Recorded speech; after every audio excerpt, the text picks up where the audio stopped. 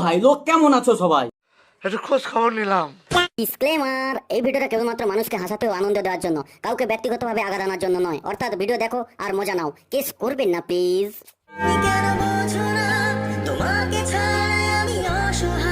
তো দাদা তুমি কাকে ছাড়া অসহায়, দিশানিকে ছাড়া নাকি রিমিকে ছাড়া? প্রথমে দাদা দিশানিকে প্রেম করে বিয়ে করে এবং কিছুদিন থাকার পর দিশানি দাদাকে ছেড়ে চলে যায়।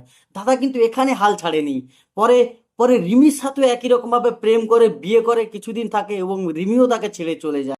কিন্তু কেন দাদা, তোমারটা কি ছোট? ঠিক বলেছিস। ভালো লাগে শুধু তোমাকে। আর কতজনকে ভালো লাগবে দাদা? এবার তো থামো, দুজন তো হয়ে গেছে অলরেডি, এবার কি 12তে গিয়ে থামবে নাকি? বাত তো সহি কাউকে ভালোবাসতে পারছি না আমি। যে তোমার দ্বারা সম্ভব না, তুমি তো ভালোই বাসো না, তুমি তো ভালোবাসা নিয়ে খেলো। একবার রিমির সাথে খেলছো, একবার দিশানির সাথে খেলছো। ঠিক বলেছিস।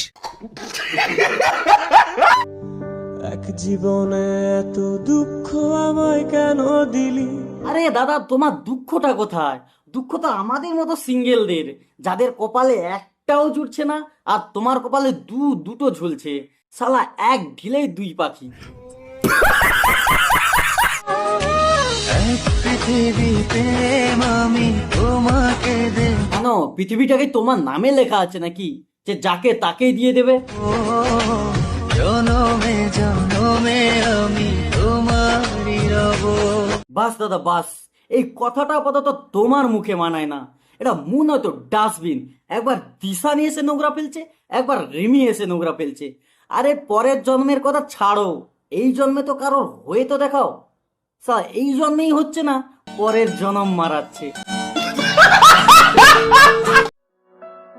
তোকে নিয়ে বেঁচে আছি আমি, দুনিয়াটা বলে যায় পাগলামি, চিনতে পারলি না আমায়।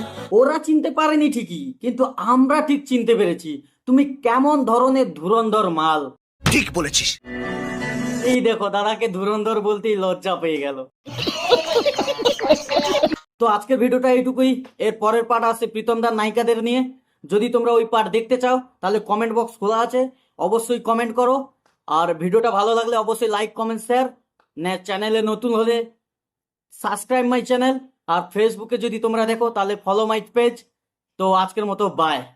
একলা যাব না সই নদীতে জাহালানিতে, আমি একলা যাব না সই নদীতে জাহালানিতে।